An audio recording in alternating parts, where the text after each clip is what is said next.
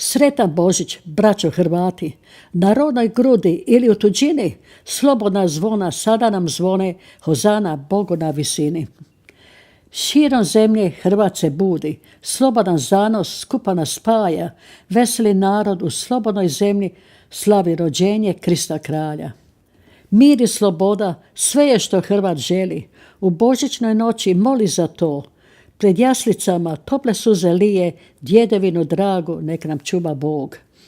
Za svoju djecu još Hrvat moli, i djecu njihovu, i čitav rod, a teške lance nek se više ne ponove, moli se Hrvat kroz božićnu noć.